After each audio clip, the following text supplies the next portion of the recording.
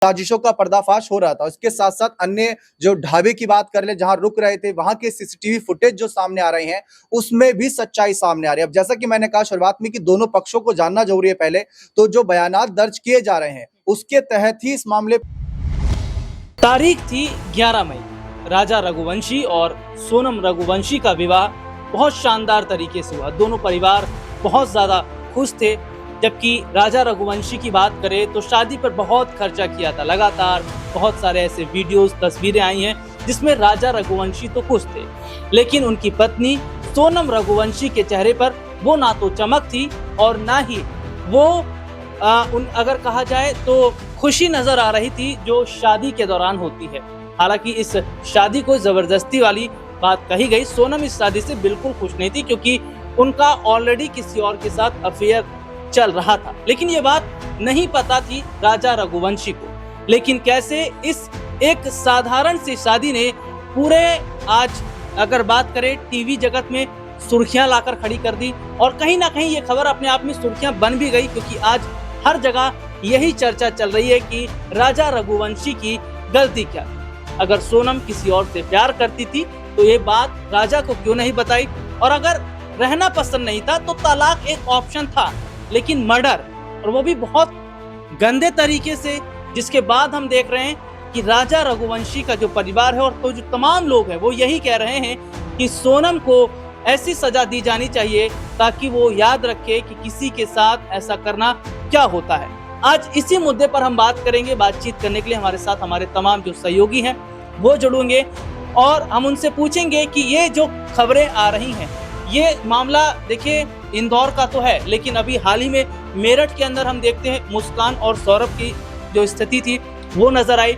इससे पहले एक कुछ घटनाएं सामने आई हैं जिसमें यही सब देखा जा रहा है। तो क्या ये सवाल भी खड़ा हो जाता है कि शादी करना ही गुनाह है, और क्या ये भी सवाल खड़ा हो जाता है कि शादी के बाद में क्या पुरुष अब सुरक्षित नहीं है। पहले महिलाओं को लेकर कहा जाता था कि दहेज उत्पीड़न के चलते उन्हें मारा जा रहा है, परेशान किया जा रहा है, पुरुषों पर पहले केस होता था, लेकिन अब उल्टी कहानियां होती नजर आ रही है। तो सबसे पहले हम दीपक भाई के पास चलेंगे। दीपक भाई, बहुत बहुत स्वागत है इस प्रोग्राम में आपका। दीपक भाई, मध्य प्रदेश के इंदौर में शादी हुई और इंदौर से हम देखते हैं ये हनीमून तक का जो सफर है, लेकिन किसी को नहीं पता था कि मेघालय में इस तरीके की घटना को अंजाम दिया जाएगा।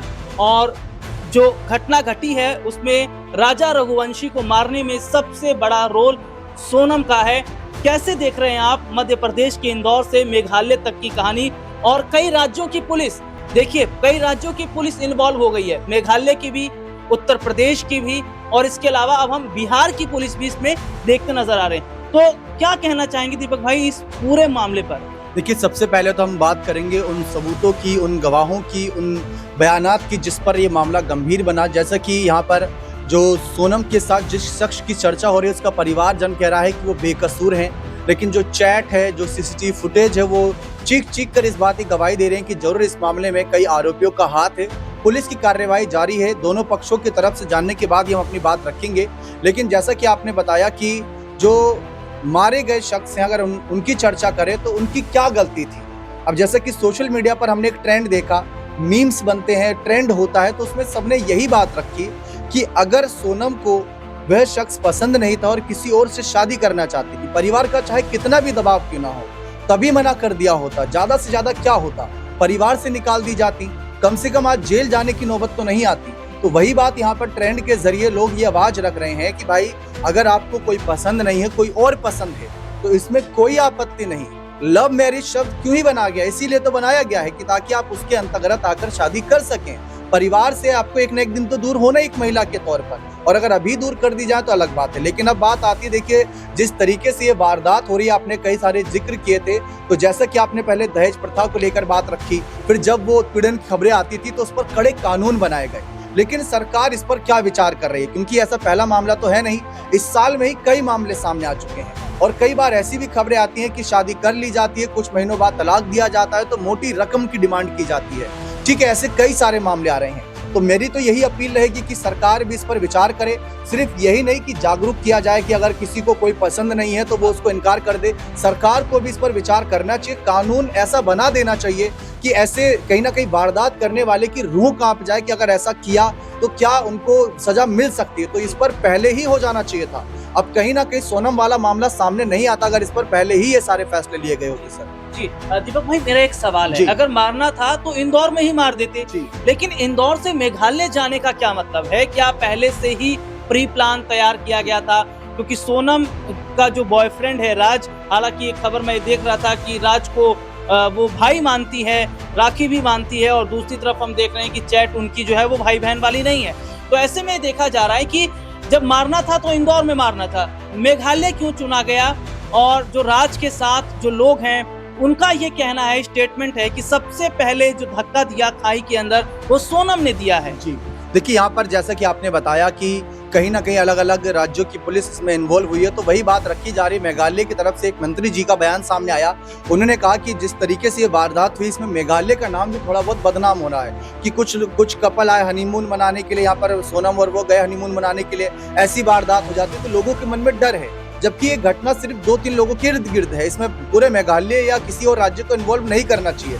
उसके बाद आपने यहाँ पर कहा कि क्यों इतनी दूर ले जाकर इस वारदात को अंजाम दिया गया। देखिए राहुल सर, यहाँ पर कहीं ना कहीं जैसा कि आपने चैट की बात करी, उसमें साजिशों का पर्दाफाश हो रहा था। उसके साथ साथ अन्य जो ढाबे की बात कर ले जहाँ रुक रहे थे, वहाँ के CCTV फुटेज जो सामने आ रहे हैं उसमें भी सच्चाई सामने आ रही है। अब जैसा कि मैंने कहा शुरुआत में कि दोनों पक्षों को जानना जरूरी है पहले, तो जो बयानात दर्ज किए जा रहे हैं उसके तहत ही इस मामले पर कोई कहीं ना कहीं सजा सुनाई जा सकती है। क्योंकि अभी तक यही पता चला है कि 4 से 5 आरोपी के नाम सामने आए।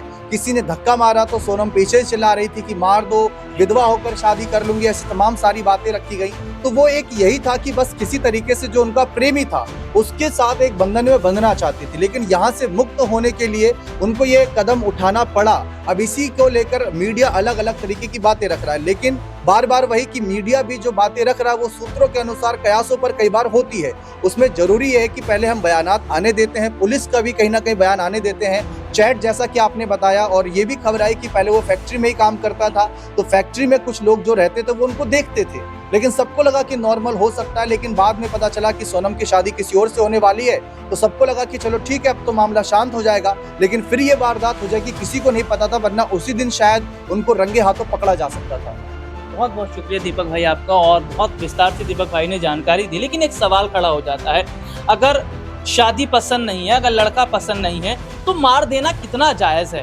क्या ये बात लड़के को नहीं बताई जा सकती थी कि क्या मैं आपसे शादी नहीं करना चाहती, मैं आपको पसंद नहीं करती, मैं किसी और के साथ में ऑलरेडी जो है रिलेशनशिप में हूँ, तो क्या राजा रघुवंशी नहीं मानते? और अमन सर इस वक्त मेरे साथ जुड़े। सर बहुत बहुत स्वागत है आपका। सर ये बहुत बड़ी खबर अब हम देख रहे हैं कि लगातार बन गई है, और मेरठ की भी एक हाल ही में खबर सामने आई थी जिसमें मुस्कान और सौरभ की देखने को मिली थी स्थिति। और सर मेरा पहला सवाल आपसे रहेगा कि ये जो स्थिति इस वक्त हम देख रहे हैं कि अगर जो लड़कियां हैं उन्हें ये शादियां पसंद नहीं है, अरेंज मैरिज पसंद नहीं है जो घर वालों की तरफ से कराई जा रही, तो दिक्कत कहाँ है? जिस लड़के से शादी हो रही है, अगर उस लड़के को ये बोल दिया जाए कि मैं उससे प्यार नहीं करती या उससे शादी नहीं करना चाहती, ऑलरेडी किसी के साथ रिलेशन में हूँ, तो इस तरीके की घटनाएं ना घटे, और कहीं ना कहीं जिसके साथ शादी हो रही है वो भी सुरक्षित रहे, उसका परिवार सुरक्षित रहे।